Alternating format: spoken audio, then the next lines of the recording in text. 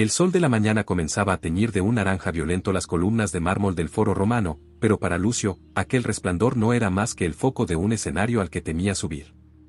Se encontraba de pie, oculto tras una de las enormes pilastras del templo de Saturno, alisando su toga con manos que no dejaban de temblar. Lucio no era un hombre débil por naturaleza, descendía de una estirpe de guerreros y magistrados, poseía una oratoria que en la intimidad de su estudio rozaba la perfección y su mente era capaz de desentrañar los problemas legales más complejos de la República. Sin embargo, tenía un carcelero implacable que lo acompañaba a todas partes, los ojos de los demás. A sus 30 años, la carrera de Lucio estaba estancada. Mientras otros hombres de su edad, con menos talento pero más audacia, ascendían por los peldaños del cursus honorum, él permanecía en las sombras. Cada vez que intentaba dar un paso al frente para defender una causa o proponer una ley, una voz gélida en su interior le susurraba: ¿y si se ríen, y si notan que tu voz flaquea, qué pensará la familia de los Metelos si cometes un error? Tu reputación es lo único que tienes, y está a un solo error de romperse para siempre. Para Lucio, Roma no era una ciudad de oportunidades, sino un coliseo de juicios constantes. Cada saludo en la calle era una evaluación, cada mirada cruzada en las termas era un veredicto. Vivía en un estado de hipervigilancia agotadora, tratando de esculpir una imagen de perfección que fuera aceptable para todos, lo que irónicamente lo convertía en alguien invisible. No era nadie porque intentaba ser exactamente lo que todos esperaban que fuera. Esa mañana, el peso de su propia cobardía se volvió insoportable. Había pasado la noche en vela, ensayando un discurso sobre la reforma del grano que podría haber salvado a cientos de familias de la hambruna. Pero allí, frente a la multitud que empezaba a congregarse en el foro, sintió que el aire se volvía espeso como el lodo. El murmullo de la gente le parecía un rugido de condena anticipada. Vio a un grupo de senadores jóvenes reírse a lo lejos y, de inmediato, su mente paranoica asumió que se burlaban de la caída de su toga o de su postura insegura. El nudo en su garganta se cerró. Dio media vuelta y huyó. Corrió lejos del foro, lejos de las miradas, hasta que sus pulmones ardieron y sus sandalias golpearon el pavimento de las calles menos transitadas del Monte Aventino. Se detuvo frente a una fuente, jadeando, y vio su reflejo en el agua. Odiaba lo que veía, un hombre joven, fuerte y educado, que era esclavo de personas que ni siquiera sabían su nombre. ¿Cuánto tiempo más vas a cargar con el peso de sombras que no existen? Una voz profunda y áspera rompió el silencio de la calle. Lucio se sobresaltó. Sentado en un banco de piedra cercano, envuelto en una toga que parecía haber visto tiempos mejores y sin el calzado que correspondía a un hombre de su estatus, se encontraba un hombre cuya sola presencia irradiaba una extraña forma de autoridad. Era Catón, conocido por muchos como el Joven, un hombre cuya rigidez moral y desprecio por las convenciones sociales eran tan legendarios como su apellido. Catón no lo miraba con lástima, sino con una curiosidad casi clínica, como un médico que observa una herida infectada. Lucio, avergonzado de haber sido descubierto en su momento de debilidad, intentó recuperar la compostura, ajustando su ropa y levantando la barbilla con una dignidad fingida. Solo recuperaba el aliento, noble Catón, mintió Lucio, con la voz aún trémula. El calor de la mañana es opresivo. Catón soltó una carcajada breve que sonó como el choque de dos piedras. No es el calor lo que te sofoca, muchacho. Es el miedo a que esos hombres en el foro descubran que eres humano. Te preocupa tanto que piensen que eres un dios o un héroe, que has olvidado cómo ser un hombre libre. Lucio se quedó helado. Aquel hombre acababa de leer su alma en un segundo. Busco la excelencia, respondió Lucio defensivamente. La reputación es lo que nos sobrevive. La reputación es un eco en una habitación vacía, replicó Catón poniéndose en pie. Quieres ser invencible, pero te has entregado atado de pies y manos al juicio de los necios. Si quieres dejar de temblar, si de verdad quieres que nada en este mundo pueda herirte, tendrás que aprender el arte de no valer nada a los ojos de los demás. Lucio, desesperado por una solución a su angustia, dio un paso adelante. Enséñame, por favor. Haré lo que sea. Leeré todos los tratados de Zenón, estudiaré los diálogos de los antiguos. Catón sonrió de una manera que a Lucio le heló la sangre. Era la sonrisa de alguien que está a punto de demoler un edificio para construir algo nuevo sobre las ruinas. No aprenderás esto en un libro, Lucio. Las palabras son refugios para los que tienen miedo de actuar. Si quieres mi ayuda, búscame mañana al amanecer en la puerta de mi casa. Pero ven preparado, vamos a destruir a Lucio que conoces para ver si queda algo debajo de esa toga tan bien planchada. Lucio regresó a su casa esa tarde con una mezcla de esperanza y un terror profundo. No sabía que lo que Catón tenía preparado para él no era una lección de filosofía, sino una de las experiencias más humillantes y transformadoras de su vida. El gancho estaba echado, y el joven romano no tenía idea de que, para ser verdaderamente libre, primero tendría que convertirse en el hazmerreír de toda Roma. Aquella noche, Lucio no durmió. En su mente, imaginaba a Catón entregándole un manuscrito secreto o enseñándole técnicas de respiración para controlar el pulso frente al Senado. Al amanecer, se presentó en la puerta de la modesta casa de Catón, vistiendo su mejor túnica de lana blanca y sus sandalias de cuero fino, buscando proyectar la imagen de un alumno digno y respetable. Cuando Catón salió, Lucio se quedó sin palabras. El veterano estoico vestía una túnica de un color carmesí chillón, casi vulgar, que estaba vieja y deshilachada en los bordes. Lo más escandaloso no era el color, sino lo que faltaba: Catón iba completamente descalzo. Sus pies, curtidos por la tierra y las piedras, se posaban con firmeza sobre el pavimento frío. «Quítate eso», dijo Catón sin mediar saludo, señalando las lujosas sandalias de Lucio. «¿Mis calceos? Pero Catón, estamos en Roma. Solo los esclavos o los mendigos caminan así. Si alguien me ve». «Ese es precisamente el punto», lo interrumpió Catón con una mirada de acero. «Tu miedo no está en tus pies, está en tu cabeza. Quítatelas. Ahora». Lucio obedeció con dedos torpes. Sintió el frío de la piedra contra su piel, una sensación de vulnerabilidad que nunca había experimentado. Pero la prueba acababa de empezar. Catón entró en su casa y regresó con una prenda que hizo que Lucio retrocediera un paso, una túnica de un color rosa desteñido, mal cortada y claramente pequeña para el marco atlético de Lucio. «Póntela», ordenó Catón. «Y deja tu toga aquí. Hoy no eres un ciudadano de linaje, hoy eres el blanco de todas las miradas». Con el corazón martillando contra sus costillas, Lucio se cambió de ropa. Se sentía desnudo, expuesto. La túnica le apretaba los hombros y el color era una ofensa para cualquier romano con sentido del decoro. Se miró las manos, que seguían temblando. «Catón, esto es ridículo. La gente pensará que he perdido la razón. Mis enemigos usarán esto para destruir mi nombre». Catón se acercó a él, invadiendo su espacio personal. Sus ojos no buscaban humillarlo, sino despertarlo. «Tu nombre ya está destruido, Lucio, porque no te pertenece. Le pertenece a cualquiera que pase por la calle y decida fruncir el ceño al verte. Has construido una fortaleza de cristal y te pasas la vida puliéndola para que nadie vea que dentro no hay nada más que miedo. Hoy, vamos a romper el cristal». Salieron a la calle. Al principio, en las callejuelas vacías del Aventino, Lucio caminaba pegado a las paredes, intentando fundirse con las sombras. Pero Catón, con su paso pesado y seguro, lo obligaba a ir por el centro del camino.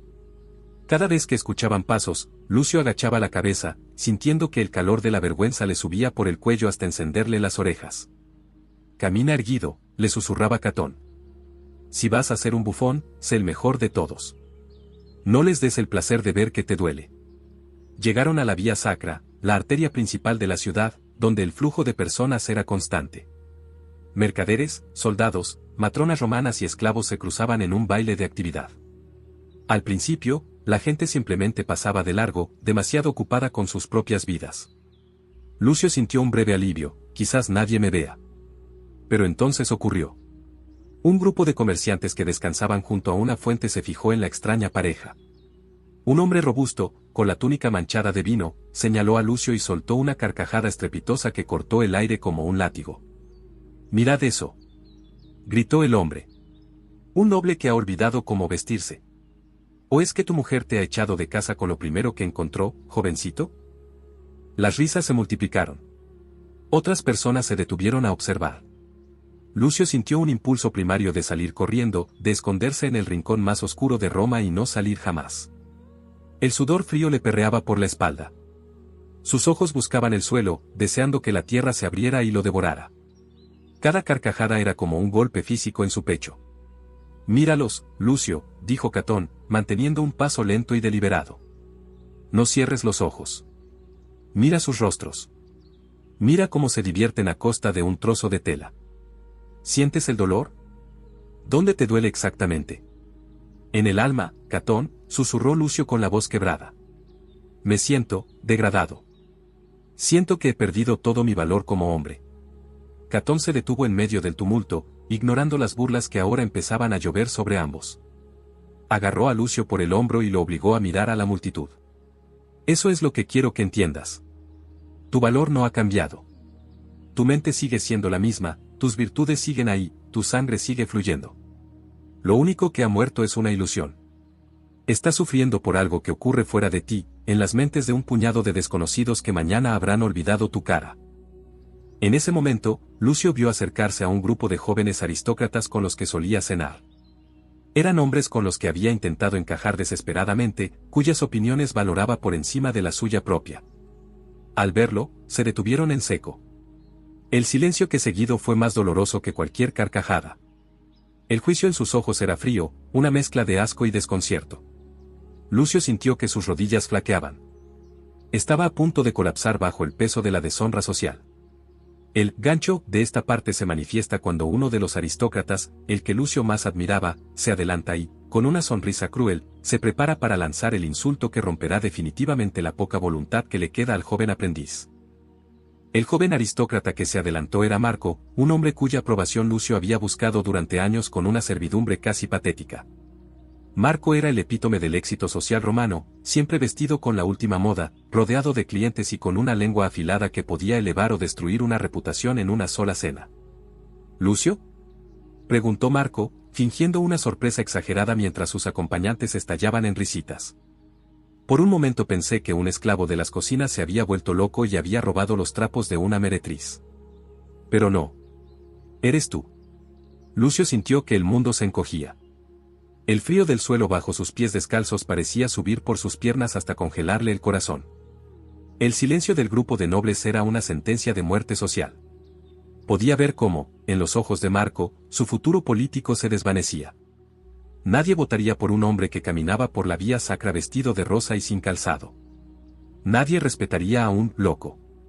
¿Qué te ha pasado?, continuó Marco, acercándose tanto que Lucio podía oler su costoso perfume de nardos. ¿Es esta una nueva moda de la que no nos hemos enterado? ¿O es que tu familia finalmente se ha arruinado y esto es lo único que ha quedado en tu armario? Lucio abrió la boca, pero no salió ningún sonido. Quiso explicar, quiso decir que era una lección de Catón, quiso justificarse para recuperar un poco de su dignidad. Pero Catón, que permanecía a un paso de él como una estatua de granito, le apretó el brazo con una fuerza que le recordó su advertencia: no les des el placer de ver que te duele. No los mires así, pobre diablo, dijo otro de los jóvenes, lanzando una pequeña moneda de cobre a los pies descalzos de Lucio. Ve a comprarte algo de decencia. Das lástima. La moneda tintineó en el pavimento, un sonido agudo que resonó en los oídos de Lucio como una campana de funeral. El grupo se alejó entre risas, dejando a Lucio en medio del camino, rodeado de una multitud que ahora lo miraba como si fuera un animal de feria.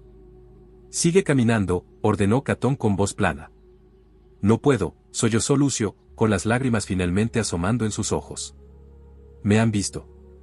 Mañana toda Roma sabrá que Lucio es un bufón. Mi padre se avergonzará de mí. Mi carrera ha terminado antes de empezar. Me has destruido, Catón. Me has quitado lo único que me hacía ser alguien. Catón lo tomó por los hombros y lo sacó del flujo principal de la calle, llevándolo hacia un callejón más tranquilo detrás de unas tabernas, pero no permitió que se escondiera del todo.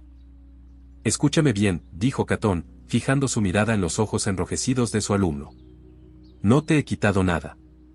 Solo te he mostrado que no tenías nada para empezar. Si tu valor depende de que Marco te sonría o de que un grupo de holgazanes apruebe tu ropa, entonces no eres un hombre, eres una hoja seca que el viento mueve a su antojo. ¿Sientes ese ardor en el pecho? No es la túnica. No son los pies descalzos. Es tu ego, que se está retorciendo porque ha descubierto que no puede controlar lo que otros piensan. Duele. Gritó Lucio. Claro que duele. ¿Cómo puede no doler que te traten como a basura? Catón soltó un suspiro, uno de los pocos momentos en que mostró algo parecido a la paciencia. Duele porque tú les has dado el látigo para que te golpeen.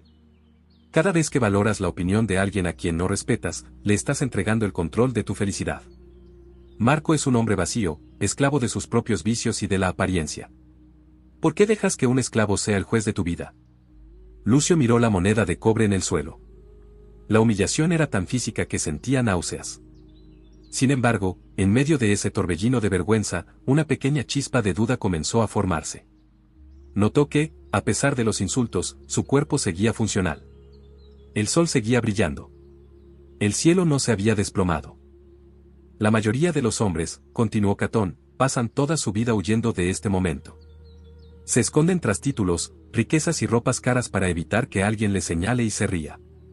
Pero tú, Lucio, hoy has enfrentado el mayor miedo de un romano, el rechazo público. Y mira, sigues vivo. Pero la prueba no había terminado. Catón señaló hacia el mercado central, el Macellum, donde el ruido y la densidad de gente eran 10 veces mayores que en la Vía Sacra. Era el lugar donde los chismes se cocinaban y se distribuían por toda la ciudad. Ahora, dijo Catón, vamos al mercado. Pero esta vez, no caminarás detrás de mí. Caminarás delante. Y cuando alguien te insulte, te detendrás, lo mirarás a los ojos y le darás las gracias. Lucio palideció. Si la Vía Sacra había sido un infierno, el mercado sería el abismo. Pero algo en la mirada de Catón, una mezcla de rigor y una extraña esperanza, le hizo dar un paso al frente. El gancho de esta parte se cierra cuando Lucio, al entrar en el bullicioso mercado, se encuentra cara a cara con la persona que menos quería ver en ese estado, la mujer de la que estaba enamorado, quien lo observa con una expresión de horror absoluto. El bullicio del Macellum era ensordecedor. El olor a pescado fresco, especias orientales y sudor humano saturaba el aire, pero para Lucio, todo se volvió un silencio sepulcral cuando sus ojos se cruzaron con los de Valeria. Ella estaba allí, rodeada de sus esclavas, eligiendo sedas de cos. Valeria no era solo una mujer de la nobleza, era la personificación de todo lo que Lucio quería proteger, su honor, su futuro y su imagen de hombre respetable. Al verlo, Valeria dejó caer la tela que sostenía. Su rostro, usualmente sereno y elegante, se contrajo en una mueca de incredulidad y, finalmente, de profunda vergüenza. Lucio sintió que el suelo se inclinaba. Quiso cubrirse, quiso gritar que era una broma, que Catón lo estaba obligando. Pero estaba allí, con su túnica rosa ridícula, descalzo y sucio por el polvo del camino. ¿Lucio? La voz de Valeria fue un susurro cargado de veneno. ¿Qué es este espectáculo? Me dijeron que habías perdido el juicio, pero no quería creerlo. Mi padre está preguntando por qué el hombre con el que se supone que debo unirme camina por las calles como un bufón de taberna. Las esclavas de Valeria cuchicheaban tras sus manos, ocultando sonrisas burlonas. Lucio sintió que el último jirón de su dignidad se desintegraba. El rechazo de Marco le había dolido, pero el de Valeria lo estaba matando por dentro. Valeria, empezó a decir, pero Catón le puso una mano firme en la nuca, impidiéndole agachar la cabeza. No te disculpes por buscar la libertad, muchacho, dijo Catón con una voz que cortó el aire como un decreto. Si ella solo ama la tela de tu túnica y la forma de tu calzado, entonces no te ama a ti, ama a un maniquí que has construido para complacerla. Valeria miró a Catón con desprecio y luego volvió sus ojos hacia Lucio, llenos de lágrimas de rabia. Si no te vas de aquí ahora mismo y te vistes como un hombre de tu clase, no vuelvas a dirigirme la palabra. No seré el hazmerreír de Roma por culpa de tus delirios. Ella se dio la vuelta y se alejó, llevándose consigo la última esperanza de normalidad de Lucio. El joven se quedó allí, en medio del mercado, rodeado de gente que ahora lo señalaba abiertamente. El dolor no era ya un pinchazo, era una hoguera que amenazaba con consumirlo. Ven aquí, dijo Catón, llevándolo hacia el centro de una plaza donde los carniceros despiezaban carne. Escúchame bien, Lucio. Ahora mismo sientes que has perdido el amor, que has perdido tu futuro y que el mundo se ha acabado. Pero mira a tu alrededor. ¿Ves a esos carniceros? ¿Ves a esos esclavos cargando fardos? A ellos no les importa tu drama. El mundo sigue girando. Ella me odia. Estalló Lucio.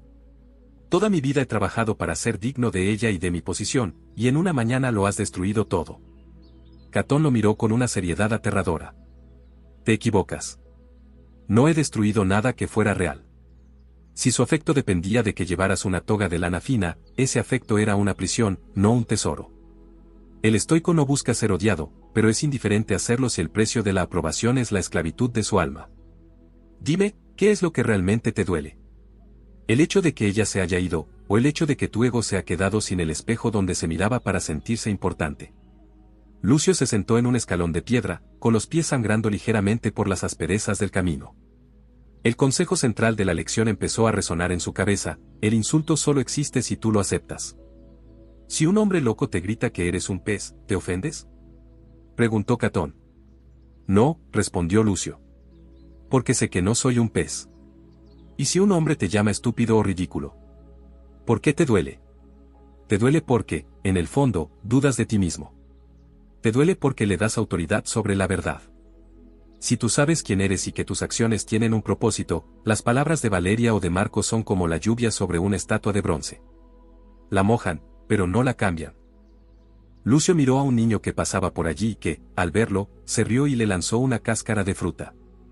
Lucio la recibió en el hombro. En otro tiempo, habría perseguido al niño o se habría hundido en la miseria. Esta vez, simplemente la dejó caer.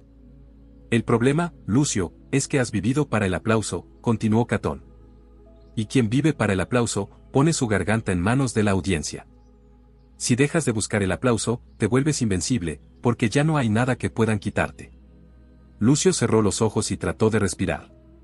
El mercado seguía rugiendo a su alrededor, pero por primera vez, empezó a notar que los insultos eran solo vibraciones en el aire. No tenían poder físico. No podían romper sus huesos ni nublar su razón a menos que él les abriera la puerta. Sin embargo, la lección de Catón tenía un nivel más de profundidad. No bastaba con aguantar, había que transformar la vergüenza en una herramienta. Levántate, dijo Catón. Aún no hemos terminado. Has aprendido a soportar el dolor, pero ahora debes aprender a bailar con él. Vamos al lugar donde se decide el destino de Roma. Vamos a los rostra, donde los oradores hablan al pueblo. Y vas a subir allí, vestido así, y vas a escuchar lo que el pueblo tiene que decirte. El gancho de esta parte se cierra cuando Lucio, caminando ya con una extraña mezcla de agotamiento y determinación, ve a lo lejos la plataforma de los rostra, donde una multitud furiosa está escuchando a un demagogo. Catón le indica que es su turno de subir al escenario más temido de la ciudad. El sol del mediodía caía implacable sobre el Macellum, convirtiendo el aire en un vapor denso y sofocante. Lucio estaba de pie frente a los rostra, la plataforma desde donde se dirigían los discursos al pueblo. Sus pies descalzos ardían sobre el pavimento, y su túnica rosa, ahora manchada de polvo y sudor, lo hacía destacar como una mancha absurda en medio de la sobriedad romana. La gente se arremolinaba. El rumor de su apariencia se había extendido rápido. Un grupo de vendedores de esclavos y carniceros se acercó, soltando burlas gruesas. «Miren al nuevo cónsul», gritó uno, lanzándole un trozo de grasa sobrante que golpeó el pecho de Lucio. La multitud estalló en una carcajada colectiva, un sonido gutural que en otro tiempo habría hecho que Lucio se desmayara de angustia. Catón se acercó a él, pero no para protegerlo, sino para observar su reacción. «Escucha el rugido, Lucio», le susurraba al oído. «¿Qué oyes? ¿Ves a hombres sabios juzgando tu carácter, o ves a una jauría reaccionando ante un color que no comprenden?» «Oigo odio, Catón», respondió Lucio, apretando los dientes. «Oigo desprecio». «No», corrigió el maestro. «Oyes ruido. El ruido es la naturaleza del mundo. El mar ruge, el viento silba y la multitud grita. ¿Te ofenderías con el mar porque sus olas te mojan? ¿Le pedirías explicaciones al viento por despeinarte? La multitud es una fuerza de la naturaleza, carente de razón. No puedes controlar lo que lanzan, pero puedes controlar si dejas que atraviese tu piel». En ese momento, un hombre se adelantó. Era un viejo conocido de la familia de Lucio, un cliente que debía su fortuna a los favores del padre de Lucio. El hombre escupió al suelo cerca de los pies del joven. «Eres una vergüenza para tu linaje», le espetó con asco. «Tu padre debe estar retorciéndose en su tumba al ver que su heredero es un loco de feria». Ese fue el golpe más duro. El honor familiar era lo más sagrado en Roma. Lucio sintió que una ola de rabia y dolor lo invadía, un impulso de responder, de golpear, de defender su nombre. Pero Catón se interpuso suavemente. «Mira su rostro, Lucio», dijo Catón con calma. «Este hombre cree que te está hiriendo. Cree que tiene el poder de definir quién eres con sus palabras. Pero dime, ¿ha cambiado tu sangre? ¿Ha desaparecido tu capacidad de razonar porque él haya movido los labios? El rechazo es la gimnasia del alma. Cada insulto que recibes y no dejas que te afecte es una repetición que fortalece tu voluntad. Si no te valoras tú, el mundo pondrá el precio. Y hoy, tú has decidido que el precio que el mundo pone es nada». Lucio respiró hondo. Cerró los ojos por un momento, ignorando los gritos de loco y mendigo. Empezó a desglosar el insulto en su mente, como Catón le había enseñado. Un hombre ha emitido sonidos con su garganta. Esos sonidos han viajado por el aire. Mi cerebro los ha interpretado como vergüenza. Pero, ¿soy yo esa palabra? No. ¿He hecho algo injusto? No. Solo visto una ropa diferente. Catón, dijo Lucio abriendo los ojos, y por primera vez su voz no tembló, tienen razón. Soy un espectáculo ridículo. Pero lo que ellos no ven es que ellos también lo son.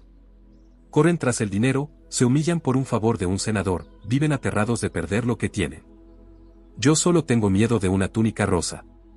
¿Quién es más esclavo? Estás empezando a ver la matriz de la prisión. La gente se burla de ti porque tu libertad les recuerda su propia esclavitud. Les aterra pensar que alguien pueda ser feliz siendo el hazmerreír, porque eso significa que todas las reglas por las que ellos sufren son opcionales. La multitud, al ver que Lucio ya no se encogía, que ya no bajaba la mirada, empezó a cambiar su energía. La burla requiere una víctima que sufra, sin sufrimiento, la burla se vuelve aburrida. Algunos empezaron a retirarse, confundidos por la extraña serenidad de aquel joven loco. Sin embargo, el destino tenía una última prueba de fuego para esa tarde. Entre la multitud que se dispersaba, aparecieron los lictores de un magistrado de alto rango, abriendo paso a una litera lujosa. Se detuvo justo frente a ellos. De ella descendió el suegro de Lucio, el hombre que sostenía los hilos de su carrera política y el contrato matrimonial con Valeria. El hombre no gritó. Simplemente miró a Lucio con una frialdad que congelaba los huesos y dio una orden a sus sirvientes que cambiaría el curso de la vida de Lucio para siempre. El gancho de esta parte termina cuando el magistrado, con una voz que todos en el mercado pueden oír, declara a Lucio, legalmente incapacitado por demencia, ordenando que sea llevado a la fuerza para ser encerrado en su casa. El entrenamiento de Catón está a punto de enfrentarse a la pérdida total de la libertad física. Los guardias del magistrado avanzaron con paso marcial. La multitud, que antes se reía, ahora guardaba un silencio tenso. Ver a un hombre de linaje ser tratado como un criminal o un demente era un espectáculo de una gravedad distinta. Lucio sintió el agarre rudo de las manos de los esclavos sobre sus hombros. La humillación pública había alcanzado su cenit, estaba siendo arrestado por orden de su propia familia política, declarado loco por el simple hecho de haber desafiado las normas de la apariencia. «Soltadlo», gritó Lucio por instinto, forcejeando. «No he cometido ningún crimen». «Tu crimen es la deshonra, muchacho», sentenció el magistrado desde su litera, sin siquiera mirarlo a los ojos. «Has arrastrado nuestro nombre por el lodo del Macellú. Si no tienes juicio para vestirte, no tienes juicio para ser libre». Lucio buscó desesperadamente a Catón entre la gente. El filósofo estaba a pocos metros, observando la escena con los brazos cruzados. No intervino. No desenvainó una espada ni apeló a la ley. Simplemente mantuvo su mirada fija en Lucio, una mirada que decía, este es el momento, vas a ser una víctima o vas a ser libre. Mientras los guardias lo arrastraban por el empedrado, Lucio sintió que algo dentro de él se rompía. Era una sensación física, como una cuerda que se tensa hasta quebrarse. El dolor, la vergüenza por Valeria, la pérdida de su carrera, el miedo al encierro, todo se amontonó en su pecho como una montaña de rocas. Y entonces, en el punto más alto de su angustia, ocurrió algo inesperado. Lucio miró su túnica rosa, ahora desgarrada. Miró sus pies sucios. Miró las caras de la multitud que lo observaba con una mezcla de lástima y morbo. Y, de repente, la situación le pareció absurda. Una risa pequeña, casi un susurro, escapó de sus labios. Los guardias se detuvieron, confundidos. La risa de Lucio creció, volviéndose clara y genuina. No era la risa de un loco, sino la de alguien que acaba de entender un chiste que le ha tomado toda la vida comprender. ¿De qué te ríes, insensato?, rugió el magistrado, bajándose de su litera, visiblemente irritado por la falta de sumisión de su yerno. Lucio dejó de forcejear. Se puso de pie con una extraña ligereza, a pesar de que los guardias aún lo sujetaban. Miró al magistrado no con odio, sino con una compasión profunda. «Me río», dijo Lucio, y su voz resonó con una autoridad que nunca antes había tenido, «porque me doy cuenta de que este es el día más feliz de mi vida. Me quitas mi libertad física, me quitas mi nombre y mi futuro. Pero me he dado cuenta de que, mientras tú te esfuerzas por mantenerme prisionero, tú eres el que está encadenado. Tienes miedo de lo que piensen tus colegas, tienes miedo de lo que piense el César, tienes miedo incluso del color de mi túnica. Yo, en cambio, ya no tengo nada que perder. Y quien no tiene nada que perder, es el único que posee el mundo. El magistrado retrocedió, como si las palabras de Lucio fueran golpes físicos. La multitud murmuraba. La risa de Lucio no era de desafío, era de alivio. Se dio cuenta de que el insulto era solo una etiqueta pegada a una caja vacía. La burla de los demás no tenía masa, no ocupaba espacio, no podía entrar en su santuario interior a menos que él le abriera la puerta. En ese instante, la túnica rosa dejó de ser una prenda de vergüenza para convertirse en una armadura. Lucio entendió la epifanía estoica, la opinión ajena es un fenómeno atmosférico, no una verdad moral. Catón finalmente se acercó. Los guardias, intimidados por la presencia del viejo estoico, aflojaron el agarre. Catón puso una mano sobre el hombro de Lucio y sonría. No era una sonrisa de triunfo, sino de reconocimiento entre iguales. Bienvenido a la vida, Lucio, dijo Catón. Hoy has muerto como esclavo de la aprobación y has nacido como dueño de tu conciencia. Mira a este hombre, señaló al magistrado. Él puede encerrar tu cuerpo, pero ¿puede encerrar tu pensamiento? ¿Puede obligarte a sentirte humillado si tú decides que esto es una victoria? El magistrado, furioso y confundido por la falta de efecto de su castigo, ordenó a los guardias que lo soltaran con un gesto de asco. Déjelo. Si quiere ser un mendigo y un bufón, que lo sea. Pero que sepa que para Roma, Lucio ya no existe. Lucio nunca existió, respondió el joven, mirando al magistrado con una paz absoluta. Solo existía el reflejo que tú querías ver. Por fin, ese reflejo se ha roto. Lucio se dio la vuelta y, ante el asombro de todos, caminó voluntariamente hacia el centro del mercado. Ya no evitaba las miradas, las recibía con una sonrisa tranquila. El clic mental se había completado. El miedo se había evaporado porque el objeto del miedo, el juicio ajeno, se había revelado como lo que siempre fue, nada. Sin embargo, la verdadera prueba de esta nueva invencibilidad no sería en el mercado, sino en el lugar donde Lucio más había temido fracasar. Catón lo miró y le dio la última instrucción de su entrenamiento. Has aprendido a ser nadie, Lucio. Ahora, regresa a casa. Mañana, el Senado se reúne. Y vas a ir allí, no como el joven ansioso que busca aplausos, sino como el hombre que no necesita nada de ellos. El gancho de esta parte cierra con Lucio regresando solo a su casa, caminando descalzo entre las sombras de la noche romana, preparándose para el enfrentamiento final donde su nueva armadura de indiferencia será puesta a prueba bajo la presión máxima del poder. La noche cayó sobre Roma con una quietud que Lucio nunca había experimentado. Al entrar en su villa, el silencio lo recibió como un extraño. Sus criados, que ya habían oído los rumores del foro y el mercado, lo miraban desde los rincones con una mezcla de pavor y lástima. El amo había regresado descalzo, sucio y vistiendo un harapo rosa. Para ellos, Lucio era un hombre acabado, para él, era el primer momento de verdadera lucidez en toda su vida. Se lavó los pies en la fuente del atrio, observando cómo el agua se oscurecía con el polvo de las calles. No había amargura en sus movimientos. Mientras se limpiaba, reflexionaba sobre la jornada, se había enfrentado a la burla, al rechazo de sus pares, al desprecio de la mujer que amaba y a la amenaza de la ley. Y sin embargo, allí estaba. Su cuerpo seguía sano, su razón seguía intacta. La armadura de un hombre no se forja con hierro, susurró para sí mismo, recordando las palabras de Catón, sino con la indiferencia hacia lo que no puede controlar. Pasó las horas siguientes realizando un ejercicio que Catón le había mencionado brevemente, la premeditatio malorum o premeditación de los males. Se sentó en su estudio y, en lugar de imaginar un futuro brillante, imaginó el peor escenario para el día siguiente en el Senado. Se vio a sí mismo siendo expulsado, vio su casa confiscada, se vio viviendo en el exilio.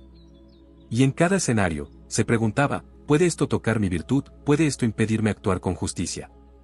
La respuesta siempre era la misma, no. Esa noche, alguien llamó a su puerta. Era un mensajero de Valeria.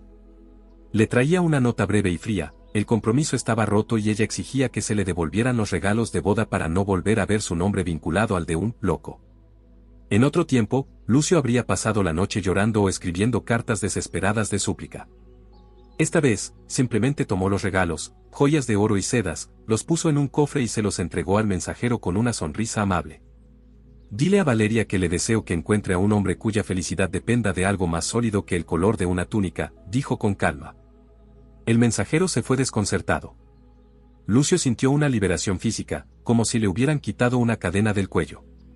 Había aprendido que el amor que exige la esclavitud del carácter no es amor, sino una transacción de vanidades.